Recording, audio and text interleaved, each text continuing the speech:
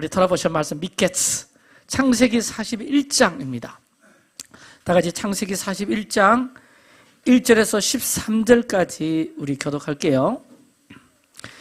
창세기 41장 1절에서 13절 우리 한 절씩 교독합니다.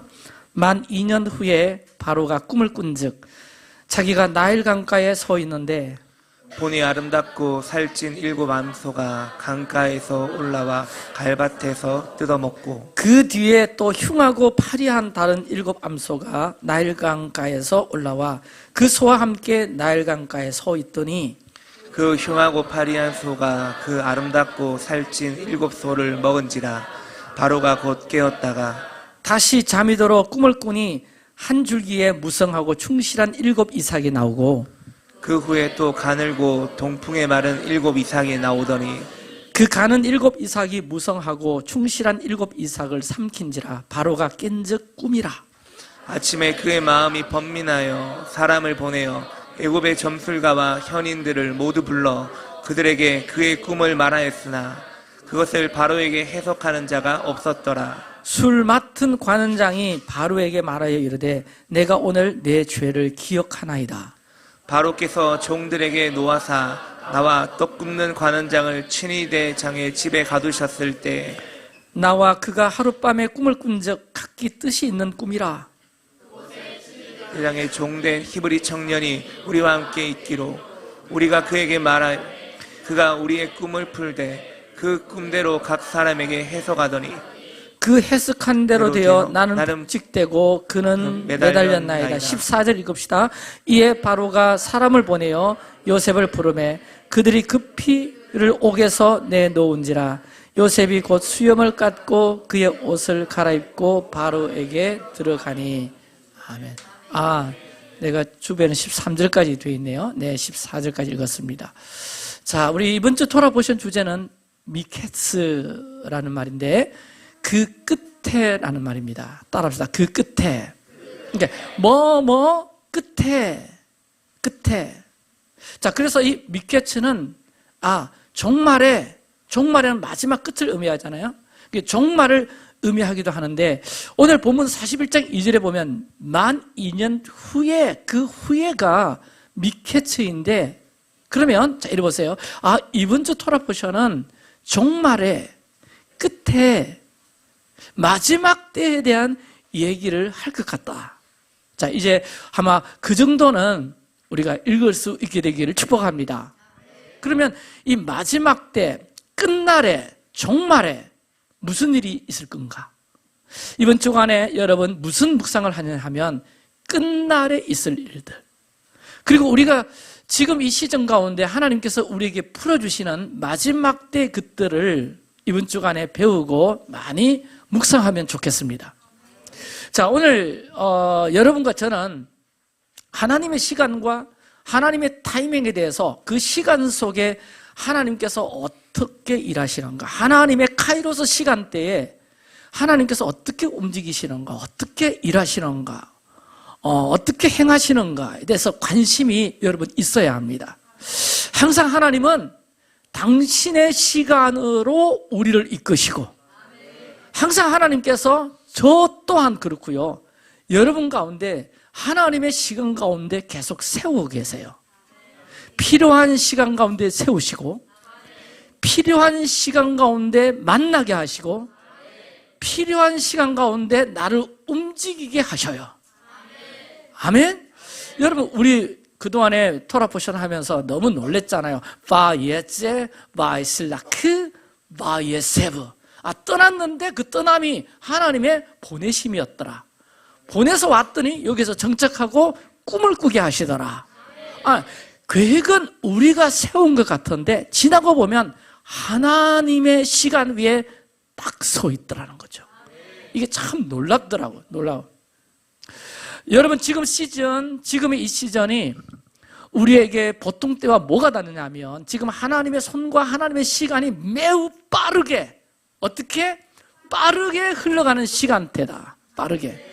우리가요 오늘 그 이스라엘을 좀 초점을 맞출 텐데 이스라엘 안에 하나님께서 어떤 일을 행하고 계시는가, 우리가 그거에 주목하면 하나님의 시간이 굉장히 빠르게 가고 있겠구나. 그 말은 미케츠, 곧 끝이 나겠구나. 이걸 깨닫게 될 것입니다. 자, 오늘 이 다루게 될 내용이 좀 어려워요. 저도 너무 고민을 많이 했는데 한 주간 준비하면서 이거 일반 교회에서는 하기가 어려운 설교이기도 하고 또 내용이 좀 어려운데, 그래서 오늘 우리 예배 들어오기 전에 우리 중부팀들에게 오늘 지혜와 계시와 명철이 우리 초등학생 가운데도 풀어지고 말씀이 어렵지 않고, 할렐루야, 마지막 때에 대한 말씀이 가슴에 한 말씀이라도 한 단어라도 울릴 수 있도록, 아멘, 그렇게 우리가 중보했거든요. 아시겠죠? 좀 쉽지 않고 어려운 내용이지만 오늘 성령님께서 또 잘 풀어주실 것을 기대합니다. 자, 여러분, 끝날에 무슨 일이 있는지 아세요? 끝날에 무엇보다 감추어졌던 것들이 드러나는 때가 끝날이에요. 그러니까 미케츠는 하나님께서 이 마지막 때 뭔가가 끝나는 시점에, 끝내야 하는 시점에 행하실 일들이 있는데, 미케츠, 시정 가운데 행하실 일들, 그게 뭐냐니까 그동안 감추어졌던 것들이 드러난다. 그러면 그 감추어진 것들이 드러날 때 우리가 잘 캐치해야 되겠죠? 아멘. 창세기 41장 14절 직역 성경으로 다 같이 한번 읽겠습니다. 시작.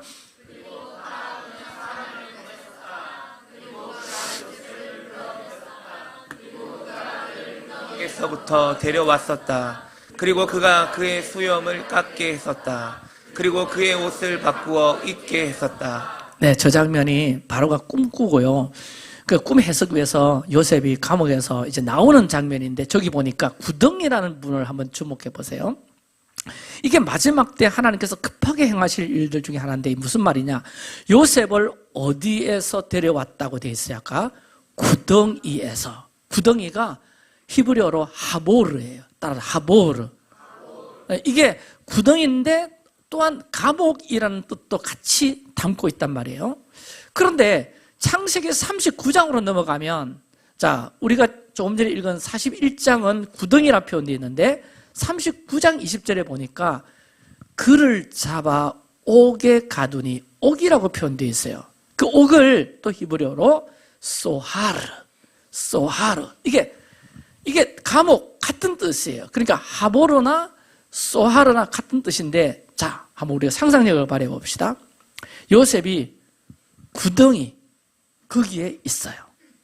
그러니까 아까 39장에서는 이걸 옥에 갇혔다, 소하르에 갇혔다. 그 소하르는 이것도 감옥인데 뜻이, 정확한 뜻이 둥근 집이라는 뜻. 둥근 집. 자, 이렇게 둥근 집. 그러니까 요셉이 원래 시작할 때 앞장에는 둥근 집에 갇혔다. 그런데 지금 타이밍에 와서는 하나님이 구덩이, 자, 이렇게 표시할 수 있죠. 구덩이에서 건져냈다. 둥근 집에 갇혀 있었는데 지금은 구덩이에서 건져냈다. 자, 여러분 상상해 보세요. 감옥, 둥근 집, 담으로 둥글게 쌓은 집이고, 두 번째는 구덩이, 여기에서 건져내는 건데, 이게 마치 어떤 그림이냐 하면 하나님이 요셉을 여기에 놓고, 그러니까 자, 그림 보세요. 위에 이게 둥근 집, 이게 소하르, 구덩이. 야, 그림 잘 그렸죠? 구덩이, 이게 뭐라고요? 하보르. 그러니까 뭔가 캡슐 같잖아요. 캡슐? 뭔가 캡슐? 지금 토라는 요셉을 그냥 감옥에 있다 이렇게 하지 않고 이 하보르와 소하르를 표현하면서 뭔가 이게 갇힌 느낌이 아니라 뭔가 이 캡슐 속에 있는, 뭔가 이게 뭔가 담겨져 있는 이런 것으로 표현하고 있는 거예요. 그러니까 하나님이 요셉을 저기에 넣고 마치 하나님의 손으로 뭔가 이렇게 딱 덮어져 있는 것처럼, 하나님의 손으로 보호하고 있는 것처럼 이 그림이 그려지면 너무 재밌습니다. 둥근 집과 구덩이, 이게 뭐냐? 하나님의 특별하신 보호. 아멘. 그러니까 소하르와 하보르는 감추어 두셨다. 누구를? 요셉을. 아멘? 감췄는데 지금 요셉을 하나님이 감추시고 보호하시기 위해서 감옥에 넣으신 거야. 그러니까 우리는 요셉이 억울하게 감옥에 들어갔다고 이해를 합니다만, 그렇죠, 맞죠? 그런데 토라는 지금 뭐라고 해석을 하는가 하니까 요셉이 억울하게 감옥에만 들어간 것이 아니라 그 감옥 자체가 뭐냐? 하보르요 소하르였다. 하나님의 특별하신 보호, 하나님의 특별히 감추어 두심, 이곳에 하나님께서 그를 두셨다라는 거예요. 자, 여러분, 요셉이 감옥에 왜 들어갔습니까? 보디발의 아내 때문이죠. 들어가잖아요. 뭐가 왔어요? 여자의 미혹이 왔죠. 유혹이 왔죠. 그 여자의 품에 안기지 않으니까 요셉이 감옥에 떨어졌는데, 여러분, 요셉이 감옥에 들어간 게 지금 막 공격받고 또 고난받고 환난받는 게 아니라 이것 또한 하나님의 놀라운 섭리인데, 오히려 요셉은 어디서 공격을 받았는가 하니까 감옥 밖에 있을 때 미혹과 공격을 더 받았잖아요. 애굽에서 잘 나가고 있을 때 요셉에게 뭐가 들어왔냐면 애굽 여인의 미혹이 들어왔잖아요. 이게 지금 공격입니다. 공격. 그러니까 요셉의 순전함과 그 하나님의 보호자의 속도에 맞춰가지고 요셉이 어떤 구속사에 행할 일들에 대해서 공격이 들어오니까 하나님께서 감옥에 넣어서 요셉을 뭐 하시느냐? 그 모든 미혹으로부터 보호하시고 감추어 두신 거다. 아멘. 그래서 이 하나님의 감추어 두심, 보호하심이 열리는 때가 있죠. 아멘. 그래서 오늘 만 2년 후에 미케츠, 보호하시고 감추어 두신 딱 그 이유, 열리는 때라는 거예요. 아멘. 무엇으로? 예언으로, 꿈으로. 자, 요셉은 어떤 사람입니까? 꿈으로 열리잖아요. 자, 여기까지 여러분, 그러니까 이 말은 요셉이 뭘 가지고 있는가 하니까 하나님의 보좌에서 일어날 일에 대한 그 예언에 대한 어떤 마스터, 주인이다. 뭔가 키를 가지고 있다. 요셉이 그걸 갖고 있다.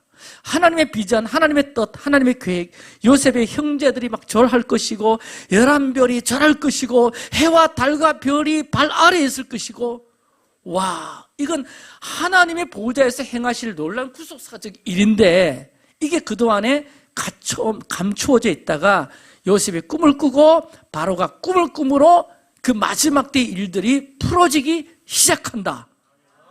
아멘. 미케츠, 마지막 때 일어날 일들을 위해서 잘 들어보세요. 그동안에는 감추어 두었는데, 덮어 두셨는데 그게 끝나는데 오늘 본문에 그게 만 2년 후에라는 의미입니다. 이제 지금 오픈하시는 겁니다. 누굴 통해서? 요셉을 통해서. 무엇을? 마지막 때 일어날 일들을요. 할렐루야. 할렐루야. 여러분, 요셉을 통해서 마지막 때 일어날 일들에 대해서 여러분 들을 준비 되셨습니까? 들을 준비 되셨나요? 먼저 요셉은 메시아의 예표요 모델입니다. 아시겠죠?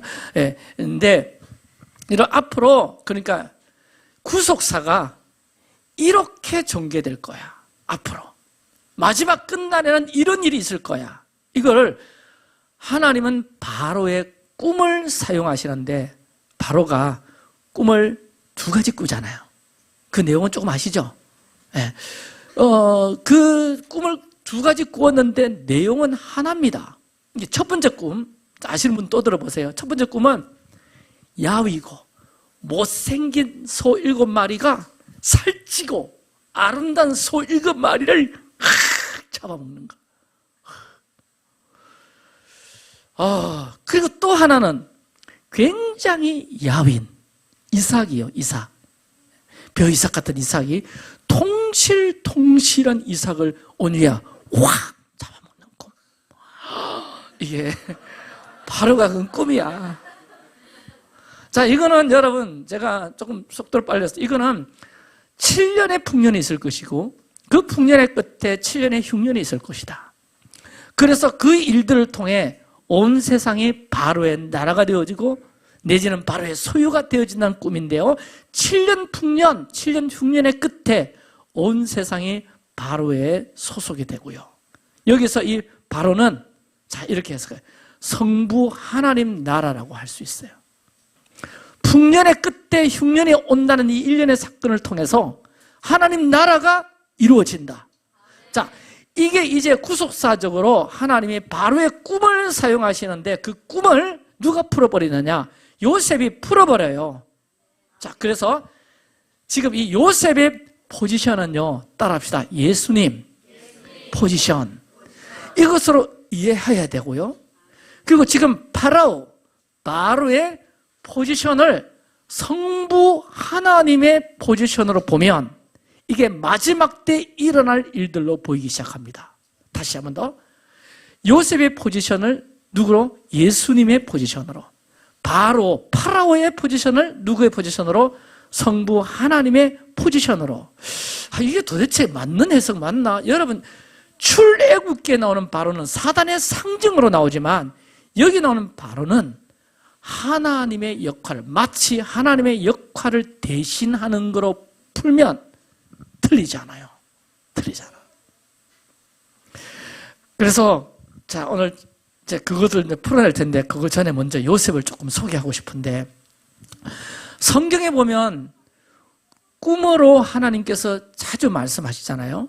요셉이 지금 이집트에서 꿈을 꾸고 꿈을 해석하고요. 그 다음에 다니엘이 바벨론에서 계시적 꿈을 꾸고, 그 다음에 야곱이 언약 백성의 땅에서 떠나 라반으로 가다가, 라반 있는 곳으로 가다가 꿈을 꾸고. 그래서 야, 성경에 이 꿈꾸는 장면 보면요, 따라합시다. 언약 백성이 이방 땅에 가 있으면 꿈을 꾸게 하네. 그래서 그 꿈대로 되게 하는 은혜가 성경의 이 꿈 해석이 아주 중요한 원리예요. 지금 이집트 땅에서 바로가 꿈을 꿨는데 너무 뒤숭숭해가지고 그날에 용하다, 꿈 잘 푸는 사람, 용하다라는 사람, 마술사, 지혜롭다는 사람 다 불렀는데 바로의 꿈을 풉니까 못 풉니까? 못 풀죠. 그러자 술 관원장의 소개로 요셉이 등단하잖아요. 술 관원장이 지도같이 요셉과 감옥에 있을 때 요셉이 꿈 해석하는 게 딱 들어맞은 거 그때 딱 생각이 나가지고 요셉을 소개가요. 그래서 요셉이 바로 앞에 서서 바로가 이 꿈을 쭉 풀기 시작하는데 들어보니까 이게 막 전율이 오기도 하고, 와, 맞다, 이거겠다, 가장 일리가 있고 이해가 되고, 맞아, 그 꿈은 그 꿈이야, 이렇게 받아들여지죠. 그리고는 요셉은 꿈 해석뿐만 아니라 왕이시여, 이 꿈의 내용은 이런 건데 이렇게 준비하시면 됩니다. 해결책까지 다 제시를 하는데요. 그래서 37절과 38절에 보면 요셉을 이렇게 소개합니다. 다 같이 읽겠습니다. 바로와 그의 신하가 이 일을 좋게 여긴지라.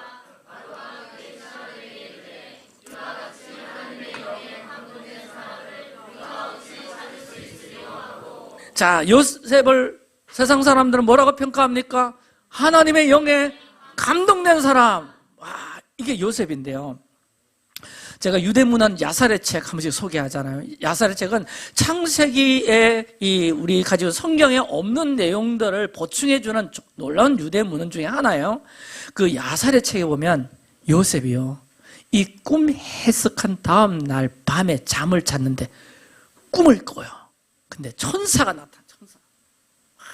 나타나가지고 요셉의 꿈에 천사가 나타나서는 어떻게 했냐 하니까 요셉에게요 70개 언어를 가르쳐주고, 한마디로 70개 언어가 다운로드 되는 거예요. 와. 그리고 그 꿈에 요셉의 이름을 요셉 이렇게 부르지 않고 여호셉. 어떻게 한다고? 여호셉. 뭐가 들어가더라? 흐가 들어가는. 그러니까 아브라함이 아브라함 흐가 들어가잖아요. 사레가 사라, 라하, 흐가 들어가잖아요. 이게 이게 어디서 원흉한가? 루아흐. 하나님의 생기, 하나님의 성령, 하나님의 호흡, 할렐루야. 그러니까 하나님의 호흡, 하나님의 생기, 하나님의 성령. 그것이 요셉에게 충만히 흘러 들어갔다. 그 야살의 책에 그렇게 기록되어 있더라고요. 와, 나도 그렇게, 우리도 그렇게. 그래서 내 이름이 김수건크.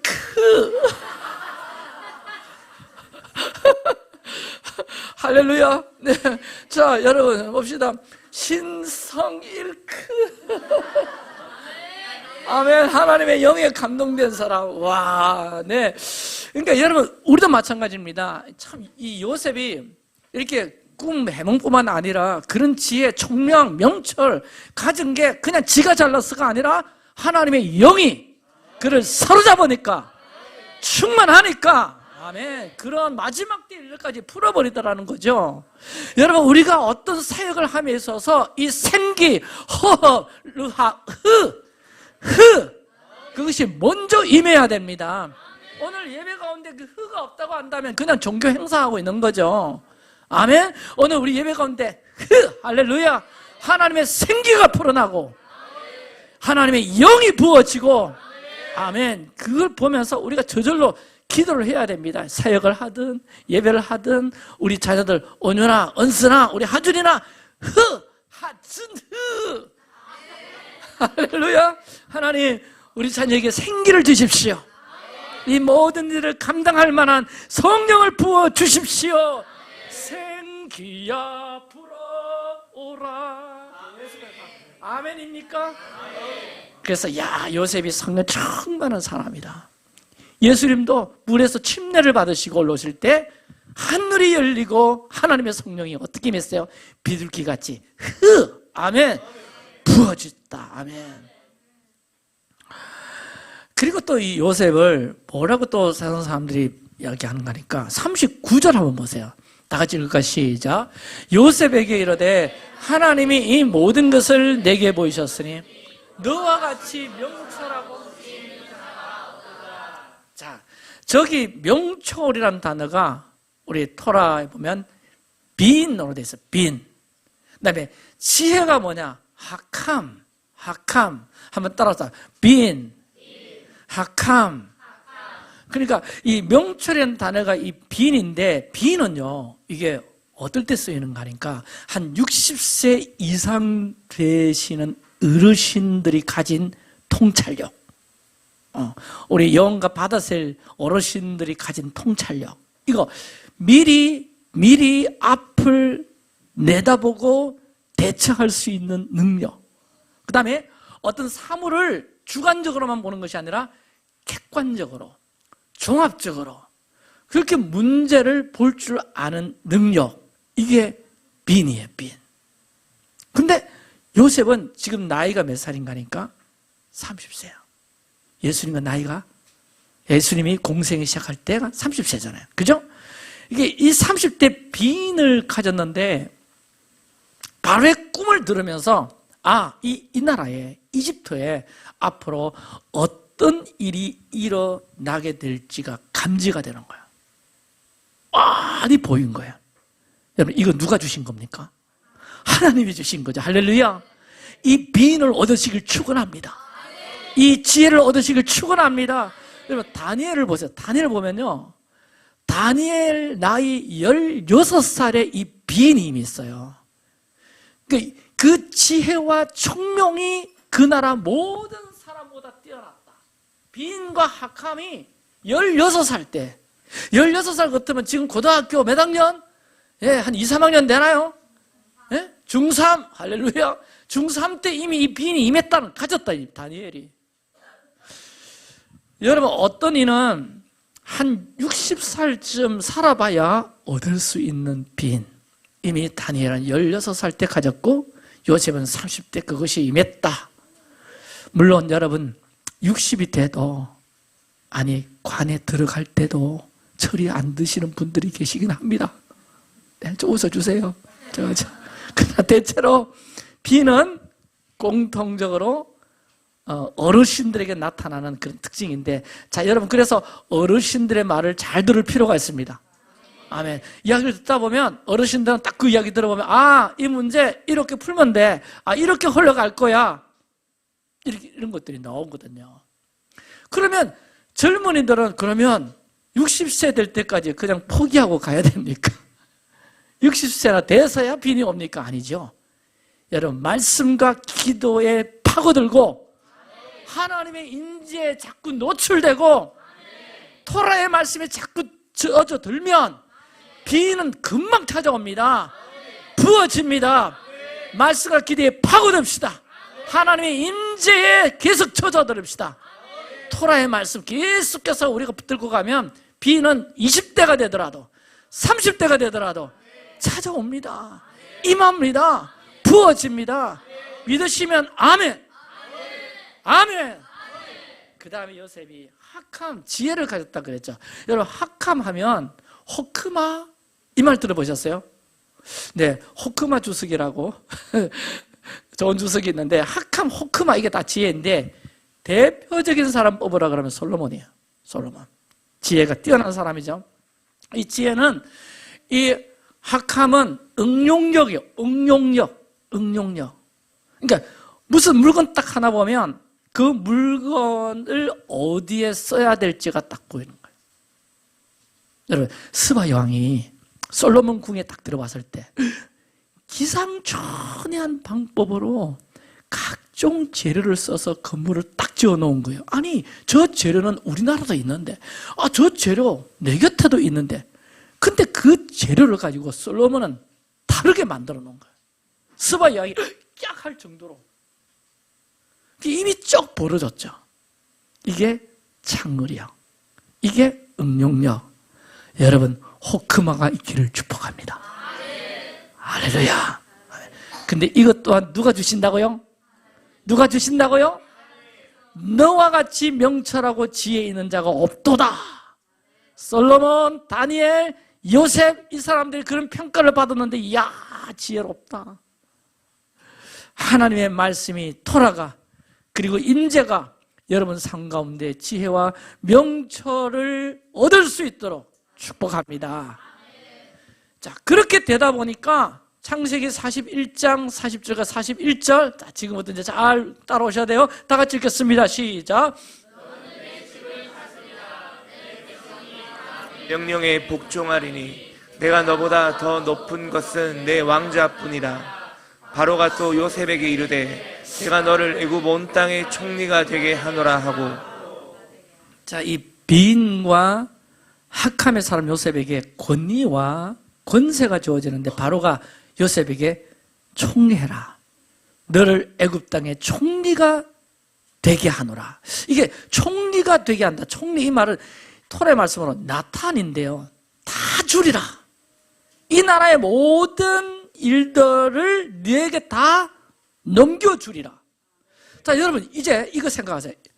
예수께서 십자가 사건 이후에 보좌 우편에 올라가신 이후에 아들아, 내가 너에게 온 세상을 나탄 내게 줄 것이다. 아멘. 그 말씀과 똑같아요. 이 말씀이. 지금 온 열방을 바로가 요셉에게 주듯이 예수님께서 십자가 후에 승천하시고 난 다음에 하늘 보좌 우편에서 예수님에게 성부 하나님은 이 권세를 나타내 주시는 거예요. 그리고는 42절 보니까 자기 인장 반지를 빼서, 이 인장 반지는 권위와 권세의 상징인데 우리로 말하면 인감 도장 같은 거 네가 찍으면 내 이름으로 역사가 나타날 거다. 네 가져라 하면서 인장 반지를 빼서, 바로의 인장 반지를 빼서 누구에게? 요셉에게 끼워주는 거야. 자, 여러분, 하늘과 땅의 모든 권세를 내게 주리니 그러므로 너희는 가서 모든 족속으로 제자를 삼아. 예수께서 모든 권세를 취하셔서 우리에게 명령하시는 것을 지상 명령이라고 하죠. 그렇죠. 이 인장 반지를 예수께서 직접 취하셨고 우리가 예수의 이름을 부르는 곳마다 하나님의 도장이 찍히는 것이죠. 아멘, 믿습니까? 이 하나님, 파라오는 가만히 있어요. 근데 요셉이 이 도장 가지고 통과, 결제하면 파라오의 이름으로 결제가 다 되는 이 시스템 속으로 요셉을 세우는 겁니다. 여러분, 똑같습니다. 하나님께서 천국 열쇠를 우리에게 주셨잖아요. 예수 이름의 도장을 우리에게 주셨잖아요. 아멘. 우리가 예수 이름으로 도장을 찍으면 여기서 묶으면 하늘에서도 묶이고 여기서 풀면 하늘에서도 뭐한다? 풀린다. 이게 지금 하나님이 세워놓으신 어떤 권위체계의 시스템입니다. 성부 하나님의 권위와 권세를 예수께 주셨고 예수의 이름을 우리에게 주심으로 천국 열쇠를 우리에게 주심으로 교회는 천국 열쇠를 돌리는 곳이다. 교회가 묶으면 하늘에서도 묶이고 교회가 풀면 하늘에서도 풀린다. 이게 마태복음 16장 18절 19절 20절의 내용이잖아요. 아멘. 그러니까 여러분 이렇게 보시면 되죠. 바로가 요셉에게 인장반지를 주고 하나님께서 예수님에게 모든 나라를 다스리는 권세를 주었는데 예수님께서 그래 나만 활용하리라 사용하리라고 하지 않고 내 이름으로 세운 교회, 그게 이 인장반지를 예수님께서 맡겨놓으신 건 아닙니까? 네가 풀면 하늘에서 풀린다. 네가 여기서 묶으면 하늘에서 묶인다. 아멘. 천국 열쇠를 내게 주리라. 아멘 말씀하셨잖아요. 그러니까 하나님이 이 마지막 때 세우신 시스템을 여기서 정확하게 보여주고 있다. 그렇게 말할 수가 있고요. 인장반지를 뺐다. 요셉의 손에 끼웠다. 또 그리고는 그에게 세마포 옷을 입혀요. 어디서 많이 들어보지 않았습니까? 예수님의 시신은 세마포 옷을 입히다시. 세마포 옷은 린넨이란 건데 굉장히 야들야들한 흰 옷인데요. 거기에 금사슬을 목에 걸어주고 이게 어떤 코디네이터하고 비슷한가 하니까 예수님이 사도 요한이나 다니엘에게 나타났던 그 모습하고 비슷하게 코디네이팅이 되어지는 겁니다. 그리고는 43절 자기에게 있는 복음 수레에 그를 태우고 무리가 그의 앞에서 소리 지르기를 엎드려라 하더라. 누구? 요셉이 지나가면 엎드려. 그러면 바로가 그에게 애굽 전국을 총리로 다스리게 하였더라. 자, 여러분 애굽 모든 사람과 이방 사람들이 요셉의 무릎 앞에 엎드려 경배하는 일이 여기에 나타나는 겁니다. 이게 요셉이 자 이제 풀어다 갑시다. 17살 때 꿈에서 요셉도 꿈을 2번 꿨잖아. 맞습니까? 2번째 꿈이 어떤 꿈이더라? 해와 달과 11별이 자기에게 뭐하는 꿈? 절하는 꿈. 그걸 온 열방이라고 표현해놨고 지금 요셉의 2번째 꿈의 성취가 지금 이루어지고 있는 상황. 온 열방이 예수 무릎 앞에 엎드려 경배할 날이 올 것인데 아멘. 그것에 대한 예표요. 요셉의 무릎 앞에 열방에 있는 사람들이 엎드려 경배하는 일이 시작됩니다. 맞습니까? 먼저는 어디? 이 땅, 애굽 땅, 이 집의 땅의 사람들이 엎드려 경배하는 일들 나중에 나오죠. 기근이 왔을 때 맞죠? 요셉에게 찾아와서 엎드려 홍리시여 엎드려서 곡식 얻으려고 엎드려 경배하는 일. 그리고 애굽뿐만 아니라 주변에 있는 나라 사람들이 다 나와가지고 엎드려 절하며 곡식을 찾는 일들이 시작되고 있잖아요. 그래 놓고는 45절 읽읍시다. 시작. 그가 요셉의 이름을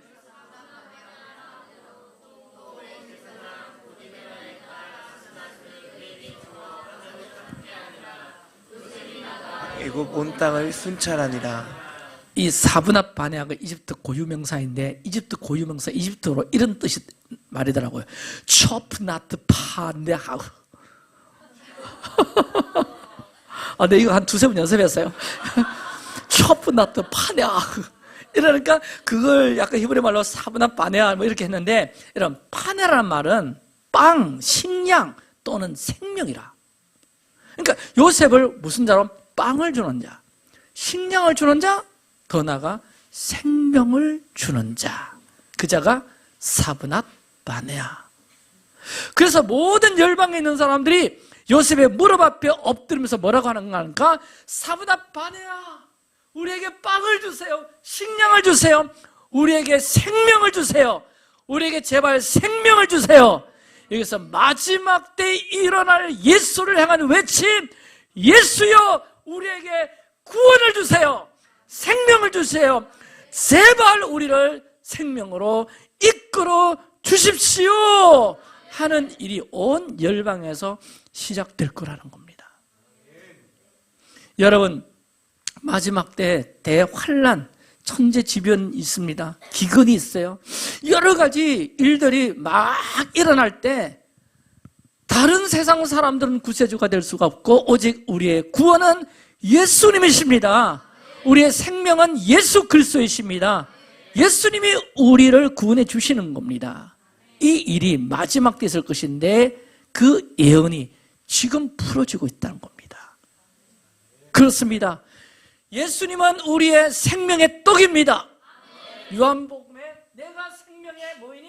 떡이니.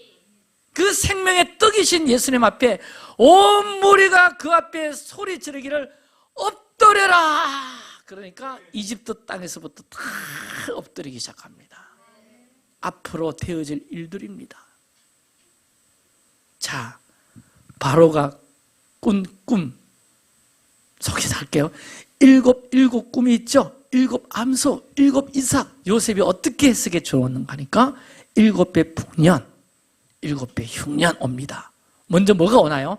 풍년이 오고 그리고 흉년이 오는데 이 7년 흉년은 마지막 때 대환란을 예표하는 상징입니다. 주님 오시기 전에 대환란을 예표하는 상징. 이해가 됩니까? 자, 안 되더라도 고개 끄덕끄덕. 이해가 됩니까? 네, 됩니다. 이게 7년 대환란 앞에 뭐가 오느냐? 풍년이 와요. 엄청난 풍년이 있을 거다. 이게요, 데살로니가전서 5장 3절에 말하면 평안하다, 평안하다, 안전하다, 안전하다 할 그때에 인자가 올 때라는 거죠. 그때가 올 때. 여러분, 그 평안하다, 평안하다, 안전하다, 안전하다 이게 가짜 평안이잖아요. 미혹된 평안이잖아요. 예수님 없어도 얼마든지 잘 될 것 같은 그런 평안. 세상의 인본주의, 과학, 의학 기술로도 우리가 가진 자원으로도 얼마든지 평안하다, 평안하다, 안전하다, 안전하다 할 그런 때가 온다는 거예요. 지금 그런 때를 지나고 있죠. 얼마나 인본주의와 세상의 과학과 이 기술이 얼마나 대단하게 지금 열려지고 있습니까?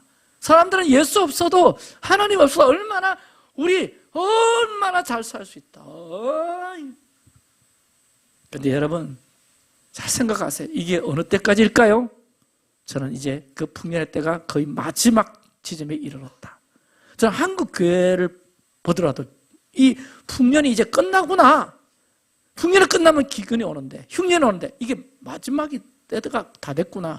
왜 그런가 하니까요, 제가 청년 때만 하더라도 내가 신학 막 시작하고 막 저도 뜨거워져가지고 그때 우리 신학생 몇 명 가가지고 모여가지고 우리 전도하자 여름 캠프하러 가가지고 그러고서 4명이서 저 거제도에 성경학교 조그만 교회 해준다고 간 적이 있어요. 김천도 가고 거제도도 가고 그랬는데 우리 4명의 신학 우리 동기생들이 모여가지고 거기서요 성경학교 한다고 하면 프랑카드 하나 걸어놓고 그 다음에 저녁부터 이제 시작하는데 오후부터 이제 시작하는데 여러분 큰 북 있죠? 북 하나 딱 메고 쿵쿵쿵쿵 치면서 노래 부르고 동네 한 바퀴만 돌면 아이들이 줄줄줄줄 따라와요. 아이들이 이게요 100명 200명이 아닙니다. 그때 아이들 많이 나가지고 여러분 베이비 붐 시대 때 북 치고 동네 한 바퀴만 돌면 아이들 따라가가지고 동네 2바퀴만 돌면 예배당 다 꽉꽉 찼어요. 자, 우리 양산에 북 하나 메고 한번 따라해볼까? 몇 명 따라오는지. 한 명도 안 따라오고요. 지금 풍년의 때 끝났습니다.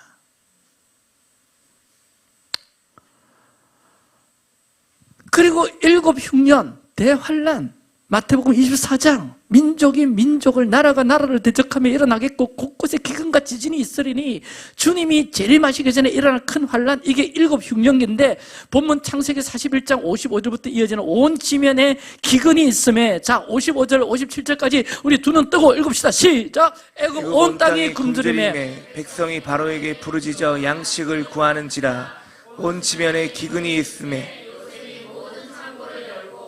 애굽 백성에게 발생 애굽 땅에 기근이 심하며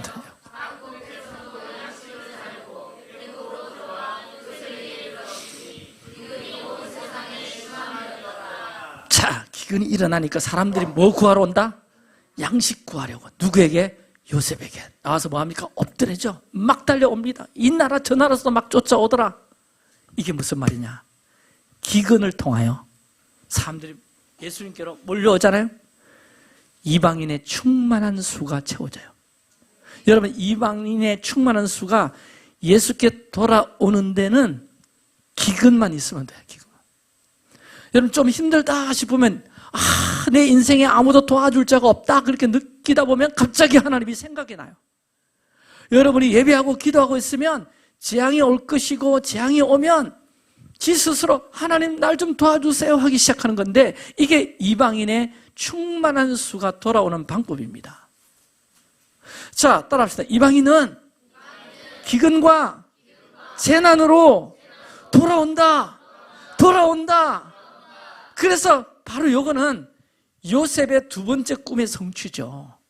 해와 달과 11별, 온 열방이 요셉에게 절하는 꿈, 예수께 절하는 꿈, 예수께 돌아오는 꿈. 할렐루야. 이해가 되면 고개 좀 끄덕끄덕. 지금 어떤 때입니까? 이방인의 충만한 수가 돌아오는 시간이죠.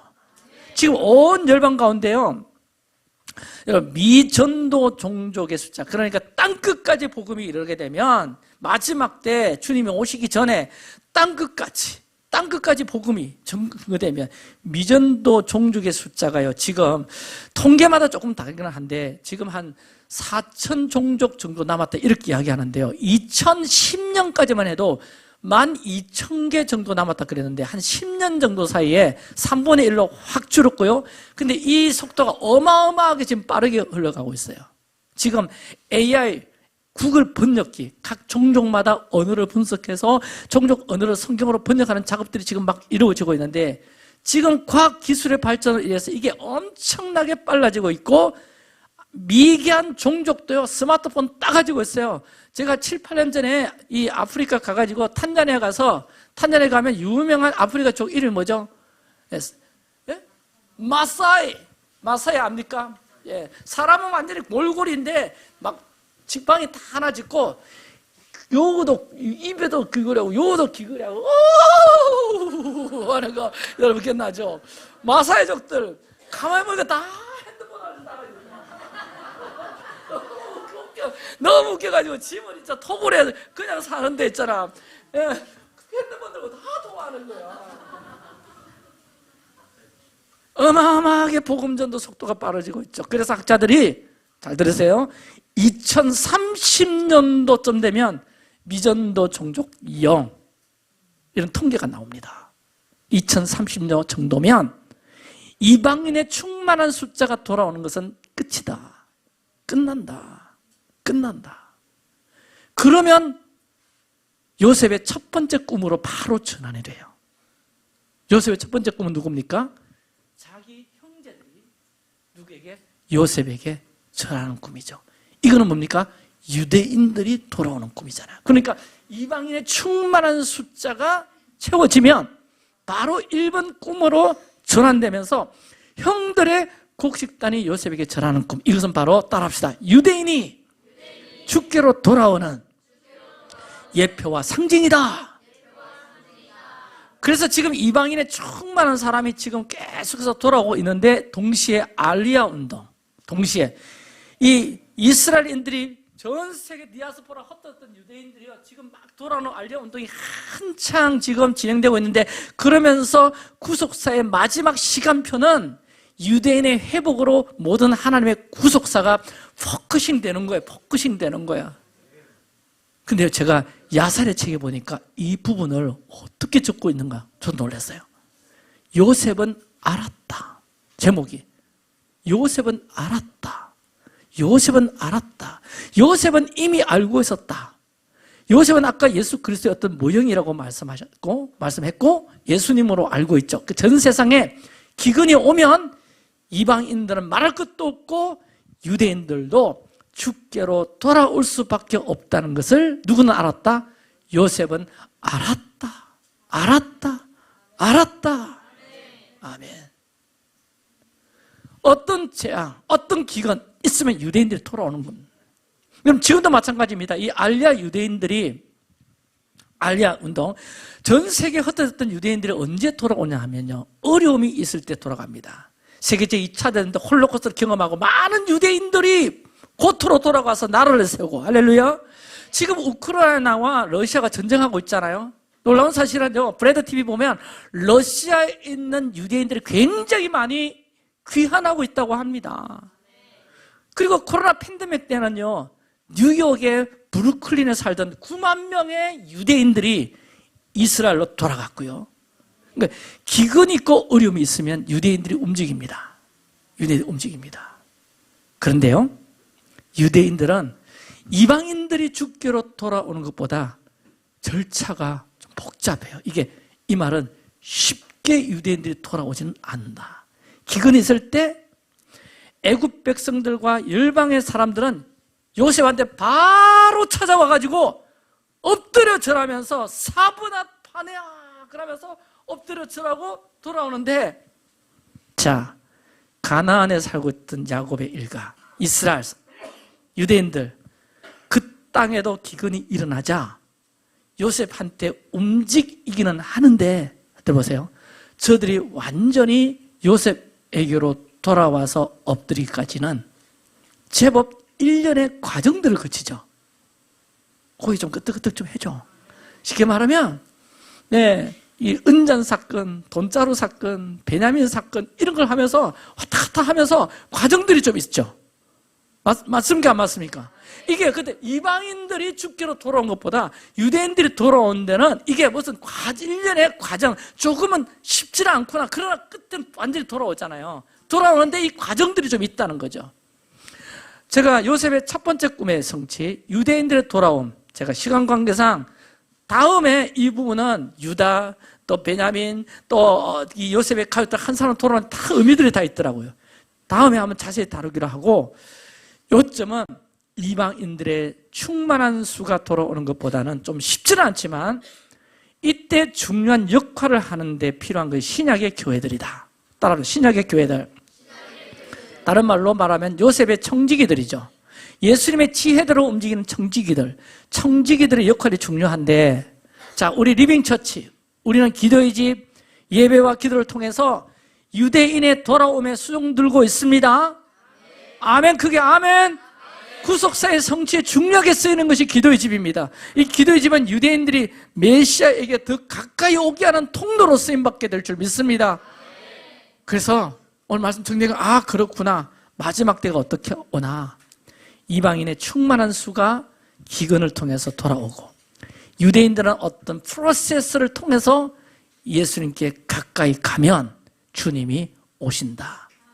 하나님의 구원 계획은 온 열방과 이스라엘이 함께 하나님 나라로 들어오는 건데, 하나님은 요셉을 통해 흉년이 계기가 되어서 이집트와 주변 나라들이 구원의 자리에 서게 되고, 이 흉년이 계기가 되어 이스라엘의 아들들이 요셉을 찾아오도록 하셨다.